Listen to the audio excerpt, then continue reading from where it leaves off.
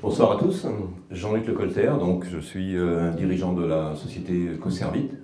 Alors très rapidement, je vais vous parler un petit peu de Coservit pour dire un petit peu qui on est, d'où on vient, qu'est-ce qu'on fait. Et puis ensuite on passera dans le détail de ma présentation. Donc Coservit, on est éditeur de logiciels à destination du monde de l'informatique et plus précisément des grands constructeurs éditeurs et de leur réseau de partenaires revendeurs. D'accord ? Logiciels qui ont comme objectif en fait d'aider ces sociétés à développer leurs performances commerciales et services avec notamment des aspects de CRM, mais pas uniquement. Nous sommes 25 personnes, siège social à Grenoble, une agence à Paris, une agence à Londres, et on existe depuis 6 ans et demi maintenant. Oui, depuis 6 ans et demi, effectivement. Voilà, je vais vous parler... alors, comment est-ce que je fais pour...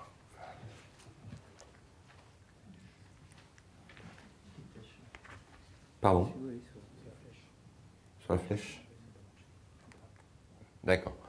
Voilà, je vais vous parler en fait comment maximiser ses performances commerciales et services à l'aide d'un CRM. Alors on va largement dépasser l'aspect du CRM comme vous pourrez le constater. Métier éditeur d'un intégrateur. Je vais vous parler dans un premier temps d'une perspective assez haut niveau sur la filière de l'édition logicielle, parce que effectivement quand on a commencé à développer nos plateformes logicielles, qui sont au nombre de 3, et je vous en parlerai un petit peu plus en détail dans le courant de la présentation, on s'est intéressé effectivement à l'ensemble de la filière de l'édition logicielle, et effectivement de regarder en fait quand on parle de relations clients, de se poser la question qui est le client de qui dans le contexte de la filière, d'accord ? Puisqu'on va trouver un certain nombre d'acteurs dans la filière qui vont s'organiser de façon chronologique pour en arriver effectivement au client final. Et donc on va trouver les principaux acteurs, les enjeux de la chaîne de valeur, et puis ensuite les niveaux de relation entre les éditeurs et leurs partenaires intégrateurs, entre les intégrateurs et les clients finaux. D'accord ? Très bien. Je vais passer un petit moment sur ce transparent parce qu'il est effectivement la base de la réflexion qu'on a eue quand on a créé la société et qu'on a commencé à se poser des questions sur nos plateformes logicielles et comment est-ce qu'elles pouvaient aider les acteurs justement de cette filière à développer de la valeur et à répondre à leurs enjeux et aux impacts de ces enjeux sur leurs relations. Alors effectivement, on a creusé beaucoup plus que ça, mais ça représente vraiment une synthèse. Si je commence par le métier d'éditeur et la relation que peuvent avoir les éditeurs vers leur réseau de partenaires, intégrateurs, d'accord, pour atteindre en définitive les utilisateurs finaux en dernier niveau, sachant qu'on parle de potentiellement de métiers différents. Il y a le métier d'édition logicielle déjà. Il y a ensuite comment ces logiciels vont être installés, déployés et intégrés chez les clients finaux, qui est un métier d'intégrateur, qui n'est pas forcément le même métier que l'édition logicielle. Et ces deux métiers sont de temps en temps concaténés dans une seule société, mais bien souvent dans des sociétés différentes qui agissent en partenariat. D'accord ? Donc, moi, je me suis basé effectivement sur ce cas bien précis. Il y a le métier d'édition logicielle, il y a le métier d'intégration de ces logiciels vers les clients finaux. Pour le métier d'éditeur, les principaux enjeux, effectivement, on va retrouver l'augmentation des revenus, l'augmentation des volumes, bien évidemment. Mais au-delà de ça, c'est la fidélisation de mes partenaires. Quand je suis un éditeur logiciel comme Sage, par exemple, ou comme Oracle, etc., je vais effectivement développer un réseau de partenaires revendeurs de mes logiciels. Comment je vais faire en sorte que ces revendeurs travaillent plus particulièrement avec moi qu'avec mes principaux compétiteurs, et quelles vont être les dimensions dans ma relation avec mon réseau de partenaires qui vont faire en sorte que ces gens-là vont travailler plus favorablement avec moi qu'avec mes concurrents. D'accord ? Atteindre le marché, là on peut effectivement se poser un certain nombre de questions. Je prendrai 2 exemples. Quand je développe mes produits en tant qu'éditeur, je suis potentiellement loin des clients finaux. comment est-ce que je fais comment je m'organise pour pouvoir remonter les informations venant des besoins des clients finaux de façon à les interpréter et à les intégrer dans mon produit. Ça peut être une dimension. Une deuxième dimension, c'est comment est-ce que je fais pour aider mon réseau de partenaires, revendeurs, intégrateurs à développer du business. Comment est-ce que je les aide à aller chercher des leads et comment est-ce que je les alimente en projets, d'accord? Donc, effectivement, comment est-ce que je vais prospecter pour leur compte et que je les alimente en lead, hein, ça peut être une autre dimension. Contrôler et optimiser les budgets marketing partenaires.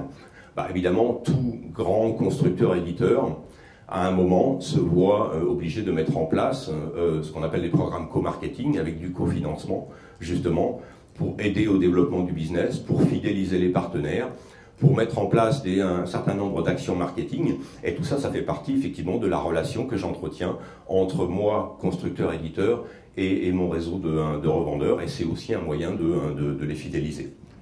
D'accord? Donc l'impact sur la relation, ben, on va parler de segmentation, de différenciation. Effectivement, au bout d'un moment, je ne vais pas non plus potentiellement avoir les moyens de gérer la relation avec plusieurs centaines, voire plusieurs milliers de revendeurs. Donc comment est-ce que je fais le tri? Comment est-ce que je les qualifie? Et sur quels critères? Et comment est-ce que je les traite potentiellement différemment? Et comment est-ce que je les différencie, hein? Comment est-ce que je traite mes top 20 et puis les autres avec des programmes différents, etc. Donc tout ça, ça va effectivement devenir partie intégrante de ma relation avec mon réseau. Et puis, je vais potentiellement, et on y viendra tout à l'heure, devoir me reposer sur des outils spécifiques qui vont me permettre de gérer efficacement cette relation. D'accord ?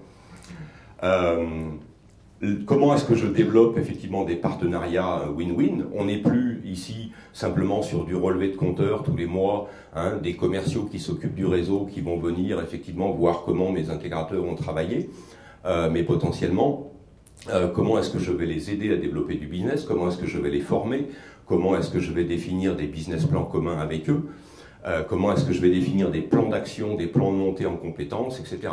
Donc, et c'est à travers ce genre d'initiative aussi que je vais me différencier, que je vais potentiellement différencier aussi mes top X partenaires de façon à les fidéliser.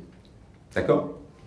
Vu de l'intégrateur par rapport à une relation vers les clients finaux, là, on va effectivement parler d'alignement entre le portefeuille des services et les forces de vente par rapport aux besoins du client. Donc là, effectivement, en tant qu'intégrateur, je vais avoir la nécessité de m'intéresser aux besoins spécifiques de mes clients. Et là, on a évoqué tout à l'heure avec les aspects de CRM autour des exemples de Sugar, etc. Je vais m'intéresser aussi à mon panier moyen et à comment est-ce que je peux, augmenter ce panier moyen à travers la fidélisation de mes clients. Comment est-ce que je peux gagner en productivité, en efficacité et optimiser mes marges? Comment est-ce que je peux aussi prospecter et aller chasser de nouveaux clients? Comment est-ce que je peux amener de la valeur ajoutée et aller parler au bon niveau chez mes clients et notamment auprès des DG et des DAF, de façon à argumenter mes solutions par rapport à comment est-ce qu'elles peuvent aider à pérenniser l'entreprise de mon client, d'accord? Un discours que va effectivement vont entendre des décideurs, des gens qui ont la capacité de signer des chèques, effectivement, et de m'acheter mes solutions, d'accord? Et comment est-ce que je vais effectivement, dans ma relation entre mon intégrateur et mes fournisseurs éditeurs, optimiser mes modèles de RFA, hein, pas RMA, effectivement, mais remise de fin d'année, parce que effectivement j'ai un intérêt là-dedans aussi. Donc là, on va parler effectivement de pilotage précis de l'activité. Donc là, j'en reviens à ce que disait mon collègue tout à l'heure, hein, toute la capacité de piloter l'activité à travers un certain nombre de tableaux de bord, de rapports, etc. Comment est-ce que je vais exploiter les solutions pour connaître de façon intime mes clients? Comment est-ce que je vais pouvoir cibler mes opérations marketing? Et là, pas uniquement sur des aspects classiques de ciblage qui vont être des ciblages de type régionaux ou de type tranche de chiffre d'affaires ou des types, je sais pas moi, de secteurs d'activité ou ce genre de choses. Mais puisque je suis dans des solutions logicielles, eh ben, il faut effectivement que je me donne la capacité aussi de cibler sur des critères d'équipement de mes clients finaux par rapport à certains périmètres fonctionnels. De quels logiciels sont-ils équipés ou pas équipés? Est-ce qu'il y a des constructeurs dans la place ou d'autres concurrents dans la place ou pas? Et quelle stratégie je vais mettre en place pour aller sortir mes concurrents? D'accord? Donc, rajouter dans ma solution qui va me permettre effectivement de connaître mes clients une dimension équipement informatique par rapport à la stratégie de mes clients pour son équipement informatique, que ce soit au niveau matériel ou au niveau logiciel. Mon client préfère-t-il travailler avec telle ou telle marque de serveur, de poste de travail, de logiciel, etc. Quels sont ses choix stratégiques? D'accord? Et comment, derrière ça, je vais pouvoir m'organiser pour potentiellement lui faire remettre en cause ses choix stratégiques. Et puis, effectivement, s'aligner avec mes offres. D'accord? Suivi de portefeuille projet, inventaire du parc déployé, bien évidemment, avoir un inventaire précis de qu'est-ce que j'ai vendu comme logiciel en termes de produits, de familles de produits, de versions, etc. à l'ensemble de mes clients. Ce qui va me permettre de revenir sur les aspects de ciblage tout à l'heure. Hein. Quels sont tous mes clients qui sont encore en version XY de tel ou tel logiciel de façon à organiser des OP de mise à jour, par exemple. D'accord? Aussi simple que ça. La rentabilité de mes contrats de service. On a évoqué les aspects de service tout à l'heure. Qui, parmi les intégrateurs, ce jour, est capable de mesurer la rentabilité de ces contrats de service? Hein, c'est une bonne question qu'on s'est posée effectivement lorsqu'on a mis en œuvre certains de nos logiciels.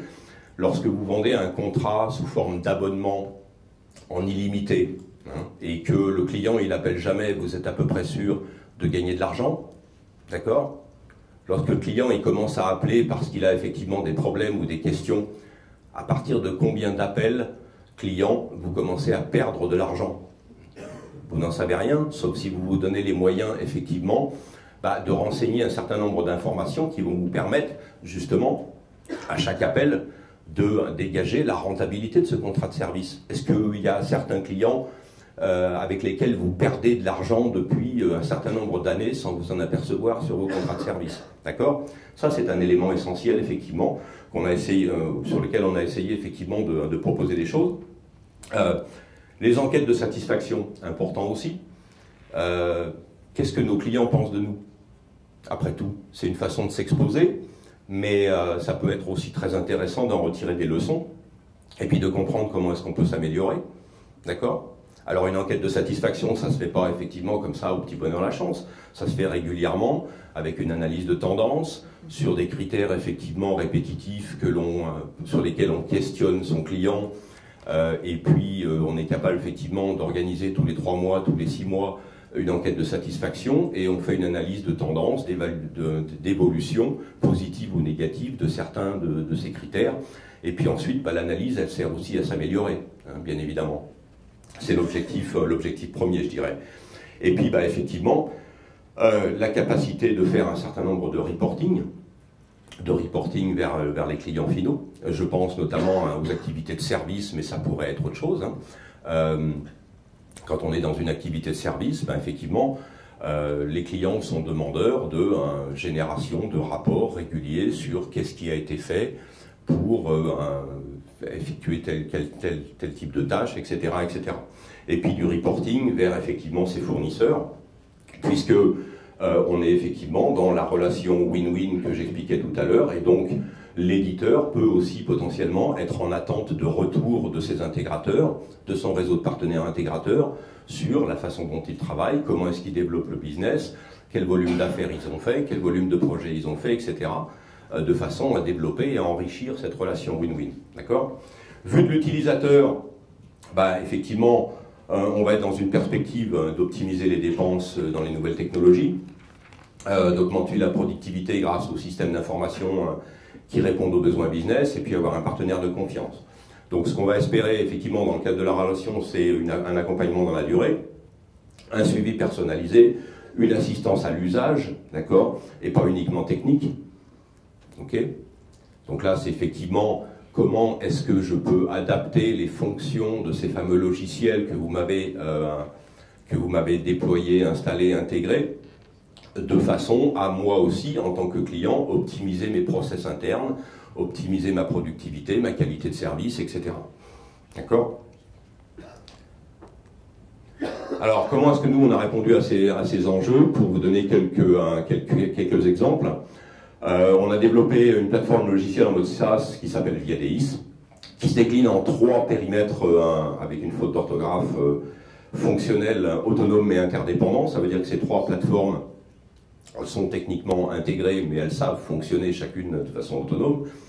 La partie PAM, c'est vraiment centré sur la relation éditeur-réseau de partenaires.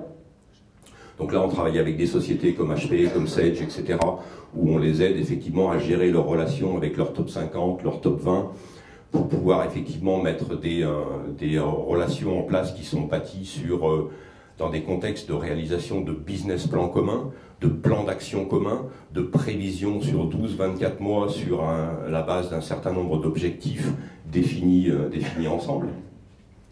Viadeis Value Selling, là on est vraiment sur de la génération de projets. C'est comment, en tant qu'un HP, ou en tant qu'un Sage, ou en tant qu'un Cisco, ou Xerox, ou Brico, qui sont des sociétés aussi avec lesquelles on travaille, comment je vais pouvoir alimenter mon réseau de partenaires revendeurs avec des leads, avec des projets. Et puis, toute la partie Viadeis CRM. Donc là, on est vraiment dans la relation partenaire-client finaux. Là, on travaille avec Sage. On a bâti au-dessus de Sage CRM une dimension revendeur informatique, avec toute la partie commerce, la partie gestion des projets et la partie gestion du centre de service, avec toute la gestion des contrats de service, une extranet client, la valorisation des contrats de service que j'évoquais tout à l'heure. D'accord ? Voilà, donc Viadeis PAM, on est vraiment dans la partie augmenter le business avec le partenaire, renforcer les relations et l'engagement, identifier et recruter de nouveaux partenaires à potentiel, faciliter le planning, l'exécution et le suivi des actions avec le channel, analyser l'efficacité du partenariat et des actions. Donc là, vraiment, construire une relation à très forte valeur ajoutée entre un constructeur, éditeur et un certain nombre de partenaires sélectionnés pour vraiment construire un partenariat win-win, d'accord, et différencier ces partenaires-là des autres. Et faire monter en compétences, effectivement, de l'autre côté, ce qu'on appelle les PBM, donc les commerciaux côté grands constructeurs éditeurs qui s'occupent du channel, qui s'occupent de ces partenaires-là, pour renforcer le relationnel avec le management du partenaire, pour différencier justement ces fameux partenaires, structurer la mise en place de plans d'action marketing et de plans de compte avec ces partenaires-là. Voilà. Donc ça, c'est notre plateforme Viadeis PAM qui est déployée dans le cadre d'HP avec un certain nombre de partenaires du réseau HP en France et en Europe, et puis qu'on a déployé aussi dans le cadre de notre relation avec Sage. Viadeis CRM, donc là, c'est une solution CRM que l'on déploie chez les partenaires revendeurs informatiques, celle qui est bâtie donc sur Sage CRM avec une dimension revendeur informatique, qui va permettre de renforcer les relations et l'engagement, de cibler et suivre les actions marketing, suivre le portefeuille de projet, piloter l'activité commerciale, et puis aussi développer l'offre de service, ce qui est effectivement une grosse partie du business et une partie très importante du business d'un revendeur informatique et d'un intégrateur logiciel. La partie service, c'est la partie récurrente du chiffre d'affaires, c'est celle qu'on aime soigner et faire évoluer. Mesurer la rentabilité des contrats de service, je l'ai évoqué, être à peu près sûr, ou se donner les moyens effectivement de renouveler tous les contrats récurrents en temps et en heure, bien évidemment, ne pas en oublier en route. Les contrats récurrents, encore une fois, c'est le business récurrent, c'est la part récurrente du chiffre d'affaires, c'est potentiellement la plus importante. Et construire des plans de compte, donc être capable effectivement de développer la relation avec ses clients de façon à optimiser les activités d'upselling et de cross-selling et de mise à jour des environnements logiciels qu'on leur a déjà proposés. Et puis la plateforme Viadeis Value Selling, donc là on est vraiment dans de la prospection et de la génération de leads dans une approche à valeur ajoutée où en fait on va développer une approche de pré-audit et de pouvoir caractériser la performance commerciale et service d'un prospect et de pouvoir, à travers un outil unique, mettre rapidement, je dirais, un rapport de diagnostic qui va permettre de venir proposer les solutions. Voilà comment ça fonctionne. On a donc 3 étapes sur cette plateforme, une partie questionnaire, une partie moteur de calcul et une partie rapport détaillé. Donc sur cette plateforme en mode SaaS, on a un module de diagnostic dans un périmètre bien précis avec un questionnaire structuré, un commercial sédentaire qui va pouvoir dérouler ce questionnaire auprès d'un dirigeant.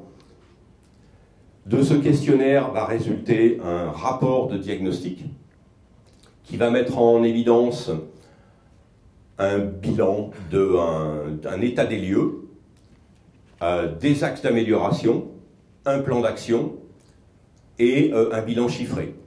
D'accord ? Où on va dégager effectivement des aspects de retour sur investissement ou des aspects de potentiel de réduction de coûts de possession.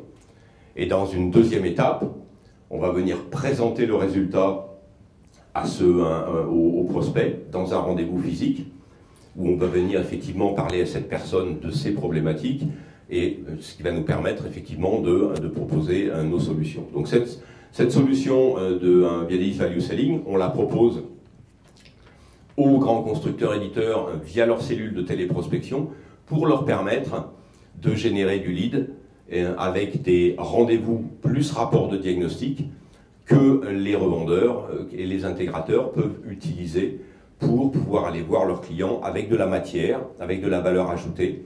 Ça leur permet effectivement pour un commercial d'un intégrateur de venir voir son client ou son prospect avec un rapport de diagnostic, avec un rendez-où où il va pouvoir remettre ce rapport, expliquer les résultats et ensuite démontrer comment les solutions logicielles qu'il propose peuvent potentiellement contribuer à traiter certains des axes d'amélioration qui ont été identifiés dans le rapport de diagnostic.